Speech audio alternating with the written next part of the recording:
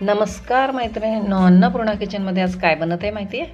आज आहे कोथिंबिरीची कचोरी. खमंग, खुसखुशीत आणि चटपटीत अशी ही कोथिंबिरीची कचोरी आता कशी बनवायची ते पाहूया. इथे 2 बाउल भरून मी बेसन पीठ घेतलेलं आहे आणि 1 बाउल मैदा.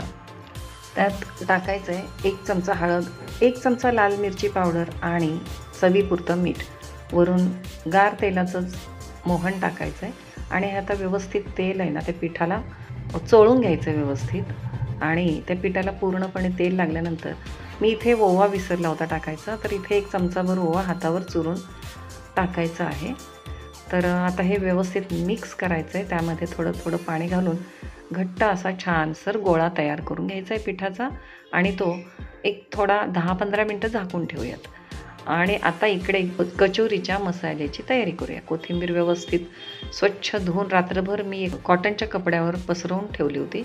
त्यातलं सगळं पाणी निघून गेलेलं आहे. अशी स्वच्छ अशी कोथिंबीर मी बारीक अशी कापून घेतलेली आहे, बघू शकता.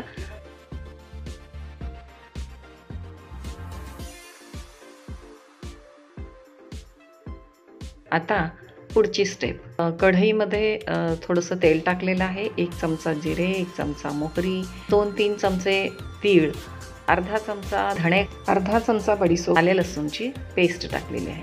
त्यामध्ये हळद,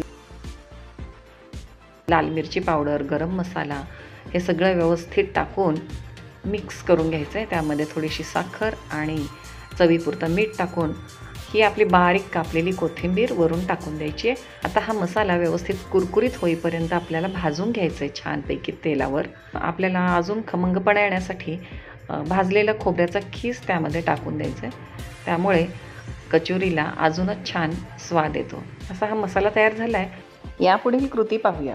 तर मी इथं मळून ठेवलेलं पीठ जे होतं त्यातले 2 गोळे घेतलेले आहेत आणि आता आपण छानशी अशी पातळ अशी याची पोळी लाटून घ्यायची आहे. कचोरीला जेवढा आकार हवा तेवढ्या आकाराची वाटी किंवा एखादं भांडं घेऊन आकाराच्या पुऱ्या तयार करून घ्यायच्या. एका पुरीवर सारण भरायचं आहे आणि दुसरी पुरी त्याच्यावर ठेवून त्याला पाणी लावून त्याच्या कडांना पाणी लावून व्यवस्थित चिकटवून घ्यायचं आहे. अशाच प्रकारे सगळ्या कचोऱ्या तयार करून घ्यायच्या आणि मीडियम फ्लेमवर तांबूस रंगावर तळून घ्यायचं.